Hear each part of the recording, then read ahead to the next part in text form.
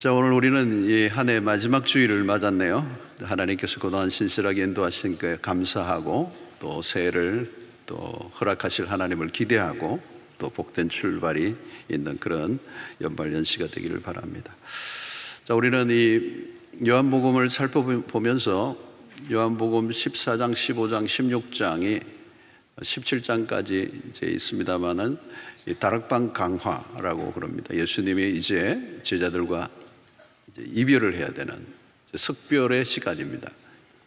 이제 곧 십자가에 지셔야 될 예수님이 제자들과 마지막 이 설교를 하고 계십니다. 대담을 하고 계시고 말씀을 나누는데 예수님이 많은 말씀을 하셨어요. 여러분들 14장, 15장, 16장에 어마어마하게 많은 말씀들을 하셨는데, 그리고 곧 십자가에 매달리셔야 되는 그 긴박함이 이제 다가오는 시간에 예수님의 제자들에게 하신 말씀을 예수님의 제자들이 잘 알아듣고 있나? 근데 사실은 이 본문을 보면 굉장히 많이 격차가 있습니다. 예수님의 말씀을 제자들이 잘 못 알아들어요. 그런데 문제는 뭐냐면 제자들은 잘 알아듣고 있다고 생각하는 거예요.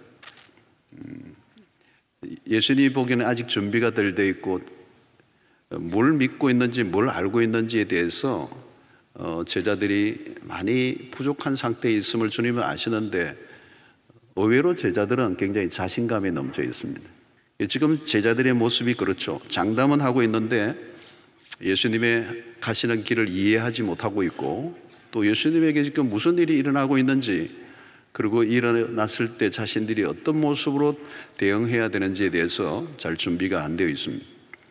사실 여러분, 우리도 마찬가지입니다. 예수님을 따르지만 이 따르는 길, 예수를 믿는다는 게 도대체 뭔지, 그리스도의 길을 따른다는 게 어떤 것인지, 신앙의 길을 걷고 있다는 게 어떤 것인지에 대해서 우리가 믿는 그 믿음의 내용, 그 믿음의 그런 대상, 그 믿음의 우리의 모든 것들을 이해하지 못하고 그냥 교회만 다니면 어느 순간 이제 펑크가 나는 겁니다. 이제 어떤 사고가 나고 와르르 무너지게 되는 것입니다. 오늘 예수님이 제자들에게 이제 이렇게 물으십니다. 31절에 예수께서 대답하시되 이제는 너희가 믿느냐? 이 말이 언제 나오느냐 하면 그 앞에 제자들이 우리가 다 이제 알겠습니다. 잘 알고 잘 믿겠습니다. 이제 이런 말을 장담을 하고 난 다음에 우리 예수님이 이렇게 물으시는 거예요. 예수님께 대답하시되 이제는 너희가 믿느냐? 이제 확인하시는 거죠. 지금 이 예수님의 떠나심으로 인하여 일어날 후폭풍들, 절대적으로 의존하고 의지하던 예수님이 지금 십자가의 길을 간단 말이죠. 빌라도에게 불법적인 재판을 받으시고 종교 지도자들에 의해서 끊임없이 이제 시달리는 그런 와중 속에서 예수님의 제자들이 어떤 태도를 취할 것인가에 대해서 지금 주님이 미리 물으시는 거예요. 너희들이 진짜 믿냐? 이렇게 물으시는 겁니다. 오늘 우리도 이 주님의 음성을 다시 한번 귀를 기울이고 듣고, 난 과연 믿고 있느냐? 시련과 위기 속에서도 견딜 만한 믿음을 내가 가지고 있느냐? 우리 스스로에게 이 연말에 한번 질문을 해 볼 필요가 있습니다. 진짜 믿음과 가짜 믿음은 구분되는 거거든요. 평소에는 안 되는데 결정적인 순간에 오면 이제 가짜 믿음으로는 우리의 현실을 버텨낼 수 없게 되는 것입니다. 자, 오늘 주님은 이제 작별하기 전에 제자들에게 이제 예고를 이렇게 하세요. 32절에 보라, 너희가 다 각각 제 곳으로 흩어지고 나를 혼자 둘 때가 오나니 벌써 왔도다. 그러나 내가 혼자 있는 것이 아니라 아버지께서 나와 함께 계시느니라. 이제 각각 제 곳으로 흩어질 거라는 거죠. 예수님이 지금 이미 이제 예언을 하신 겁니다. 그리고 나 홀로 있을 거다. 십자가의 길에 너희들은 다 흩어질 것이고 나 홀로 남을 거다. 그런데 나 홀로 있는 게 아니고 아버지께서 나와 함께 있다. 아버지께서 나와 함께 하시느니라. 아버지께서 나와 함께 하신다는 이 말은 예수님에게도 적용되지만 사실 오늘 모든 그리스도인들에게 동일하게 적용되는 말씀입니다. 자, 제자들의 믿음이 흔들리는 거죠. 믿음이 없는 사람들의 특징이 보십시오. 뭐요? 어떤 시련이 오면 다 흩어진다는 거예요. 흩어졌다. 여기 보니까 제 곳으로, 각각 제 곳으로 흩어졌다. 제자들이 다 자기 갈 길로 간다는 거. 여러분, 여기에서 흩어진다는 이 표현은 목적을 가지고 어느 방향으로 갔다는 얘기가 아닙니다. 목적과 방향이 없이 중심이 잡혀 있지 않는 사람의 모습이죠. 그래서 어려움이 오면, 시련이 오면 그냥 흩어져 버리고 자기 갈 길을 간다는 거예요. 그러니까 제자들은 아직 주님을 따를 준비가 안 돼 있는 것입니다. 제자들의 실상을 지금 이제 말하고 있는 것입니다.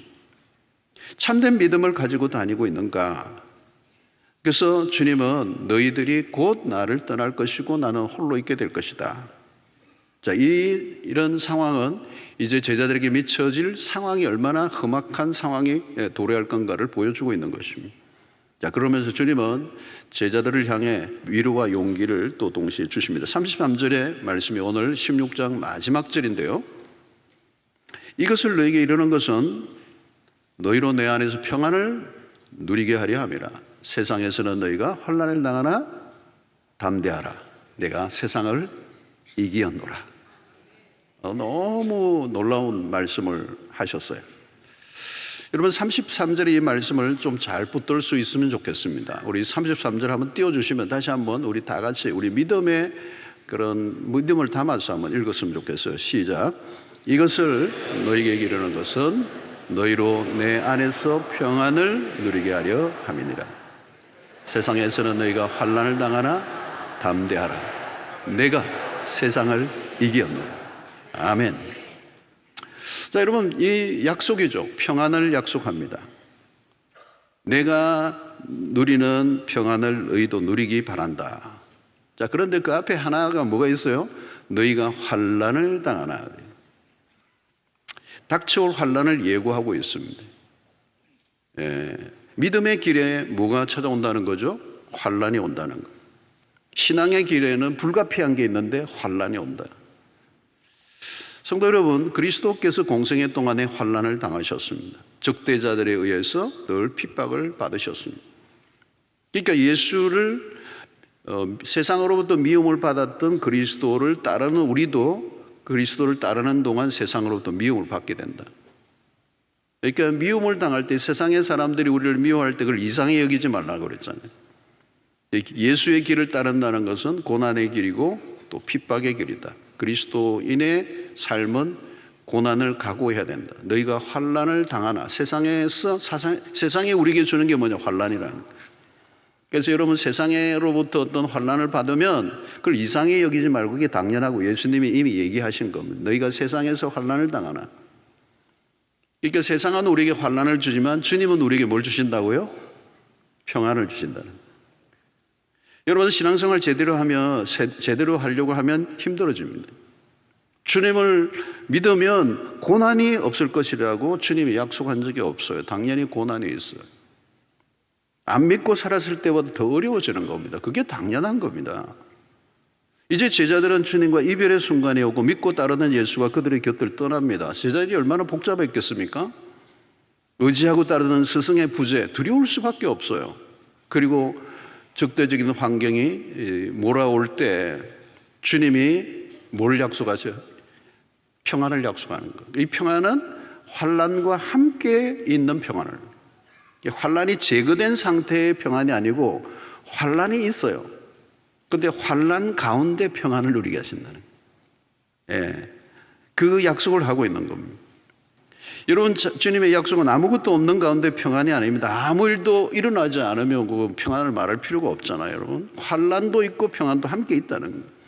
그래서 치열한 시련 가운데서 그것과 싸우고 이기게 하는 평안. 주님은 환난을 제거해 주시지 않지만 그 환난을 이기는 평안, 환난보다 더 큰 평안을 약속하신다. 이게 신앙의 몸이라는 거예요. 적대자들 앞에서 평정을 유지하는 힘, 그 주님 안에서의 평안. 이 평안이 오늘 여러분들에게 되기를 축원합니다. 너희로 내 안에서 평안을 누리게 하려 함이라, 이 말씀이에요.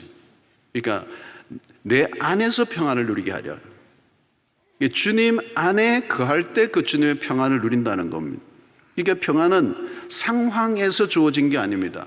문제가 없는 상태의 상황이 아니고 우리의 상황 속에서도 평안을 누리게 하시는 것.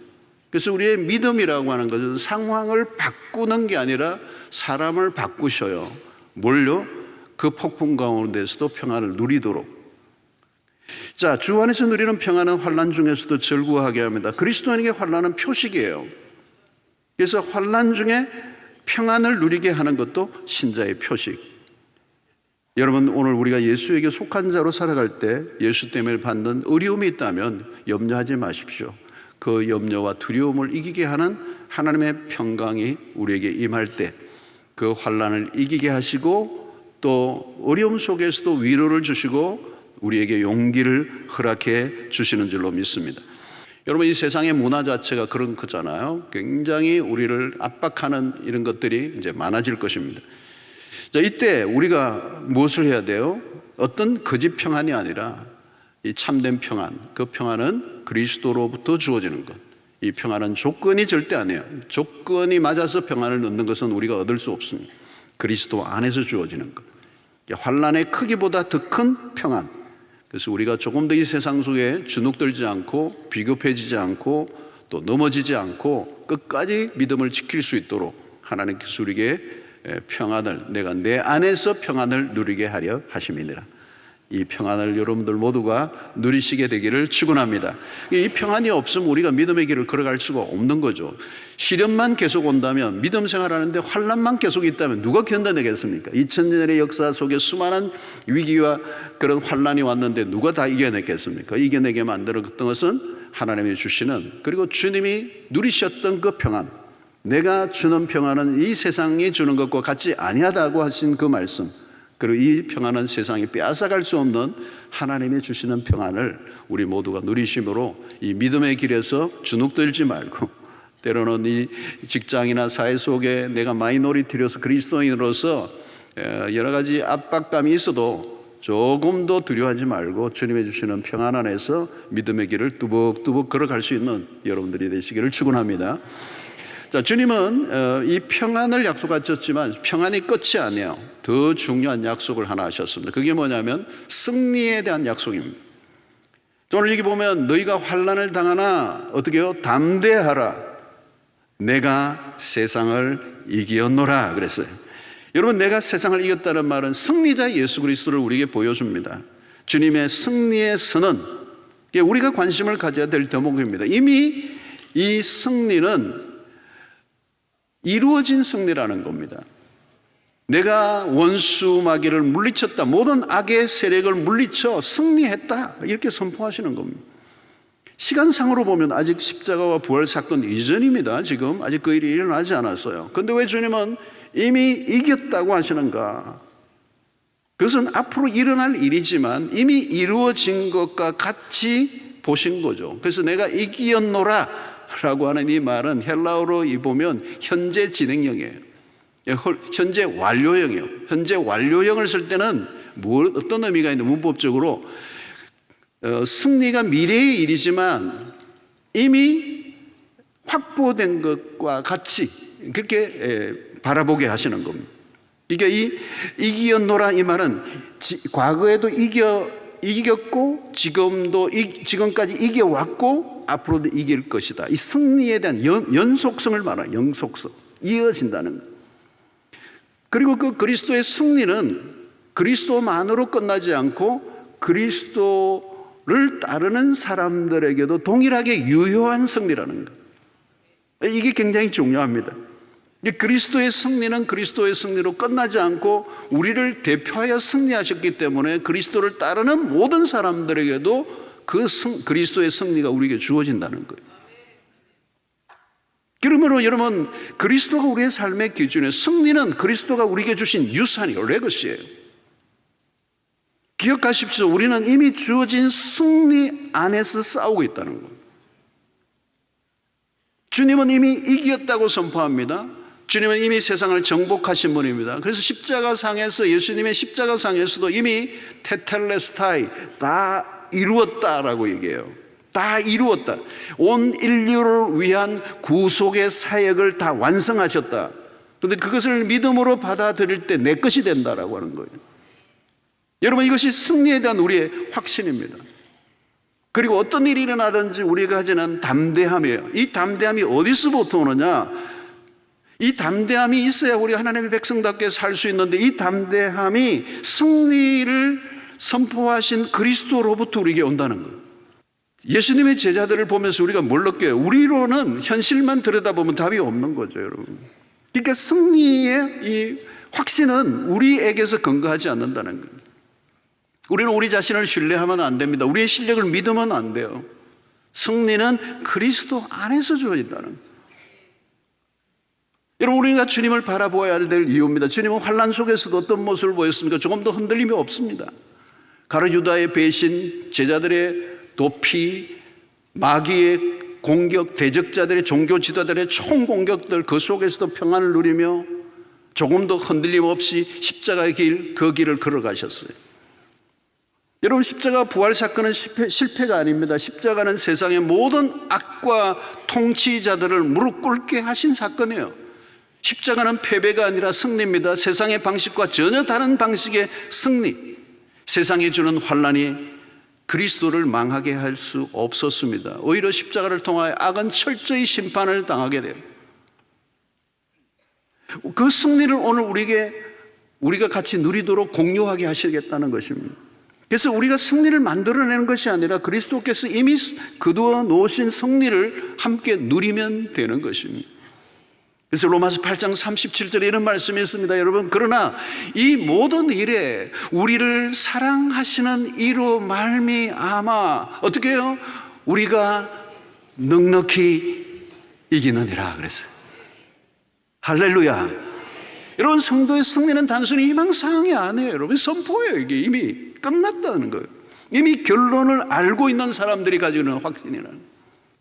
요한일서 5장 4절로 5절을 보면 무릇 하나님께로부터 난 자마다 세상을 이기느니라. 세상을 이기는 승리는 이것이니 우리의 믿음이니라.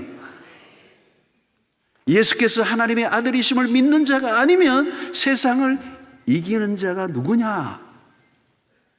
여러분, 우리의 믿음은 위기의 순간에 더 강해집니다. 그래서 오늘 10절 하반절에 담대하라, 담대하라, 내가 세상을 이기었노라. 여러분, 이 담대하라는 이 단어는요, 요한복음에 단 한 번 나오는 단어예요. 매우 위험한 상황 속에서 용기를 내라는 말이에요. 담대하라는 말씀은 단순히 힘을 내라는 뜻이 아닙니다. 이 담대할 수 있는 힘은 어디로부터 오는가? 그리스도로부터 온다는 거예요. 그리스도의 승리에 근거한다는 것입니다. 여러분, 그리스도의 승리는 모든 믿는 자의 승리입니다. 승리의 공료입니다. 이건 복음입니다.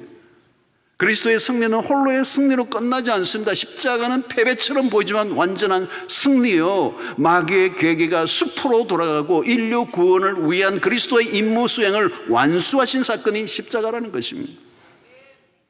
여러분, 십자가는 악에 대한 승리입니다. 부활은 모든 절망에 대한 소망입니다. 망가지고 무너진 인간의 역사의 소망의 예수, 그는 실패자가 아닙니다. 성도 여러분, 우리가 우리를 책임지지 못하기 때문에 하나님 우리를 책임지시겠다는 게 십자가예요. 십자가는 끝이 아닙니다. 부활로 이어졌습니다. 그리고 주님은 그들을 다시 모으셨죠.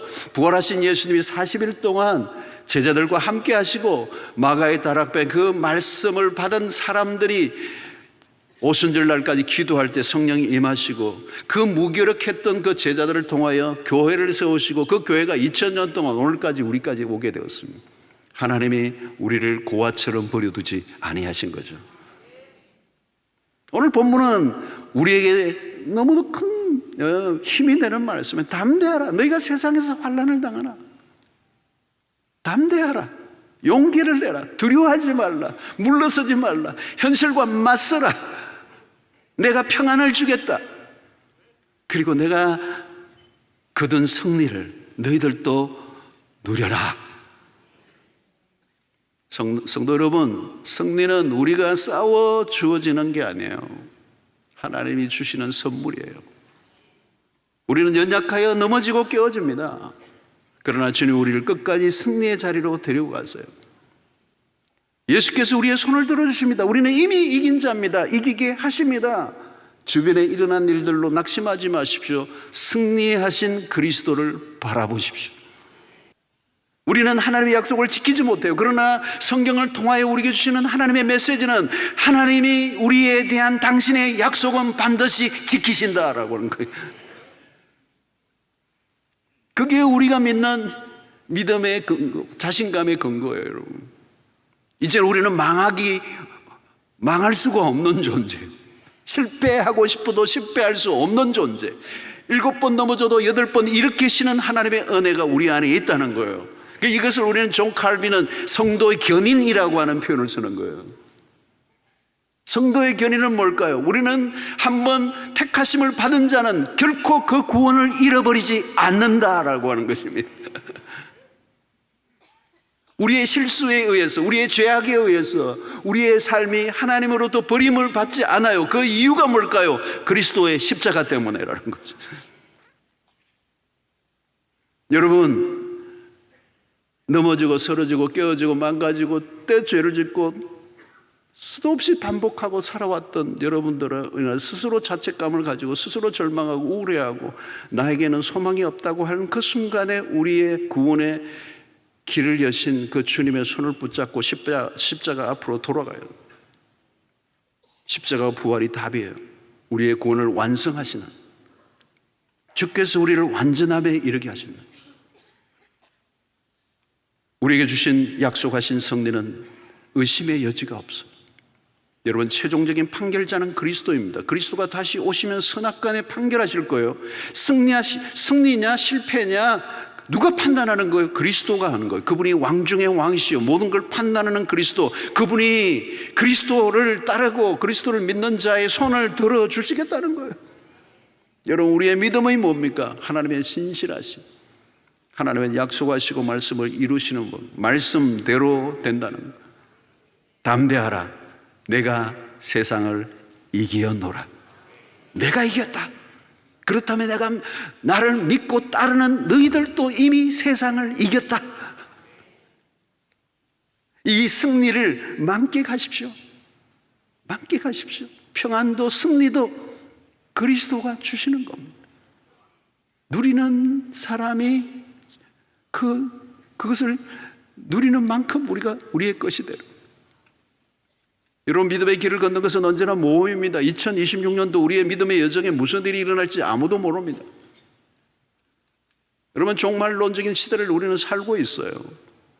이 세상이 결코 만만치 않은 우리의 믿음으로 다가가기에는 환난이 예고되고 어려움이 닥칠 수 있습니다. 2000년의 기독교 역사 속에 교회는 끊임없이 시련과 핍박을 당해왔어요. 그러나 여러분, 오늘 이 주님의 이 말씀, 다락방에서 제자들과 헤어지면서 하셨던 이 마지막 말씀, 내가 세상을 이기었노라. 이 최종적 승리의 선포를 아멘으로 받으시기에 되기를 축원합니다. 여러분, 승리에 대한 확신을 가지십시오. 주눅 들지 마십시오. 움츠러들지 마십시오. 겁을 먹지 마십시오. 세상의 나라는 망하고 하나님의 나라는 영원하다고 말씀하세요. 하나님의 나라는 쇠하지 않는다고 말하세요. 2000년의 역사를 이어오며 하나님의 역사는 지금도 계속되고 지금도 끊임없이 하나님의 역사는 계속되고 있습니다. 이제 한 해를 보내는 마지막 주일까지 인도하신 우리 주님, 이제 2026년에도 우리의 삶을 인도하실 것이고 우리의 인생 마지막까지 파이널 피니시 웰 하도록 우리의 인생을 이끌어 주실 주님을 기대하고 승리의 주님과 함께 승리의 찬가를 부르고 이루어질지 말지 모르는 애매모호한 미래가 아니라 이미 이루어진 것과 똑같이 미래가 오늘 현재의 일처럼 확신을 가지고 이미 이루신 그 승리의 주님을 우리의 주님으로 모셔드리고 우리는 실패할 수 없고 망할 수 없는 이기고야 말게 하시는 결론이 정해져 있는 완성된 이 승리를 현실에서 누리며 살아가는 여러분들 되시기를 주의 이름으로 축원합니다.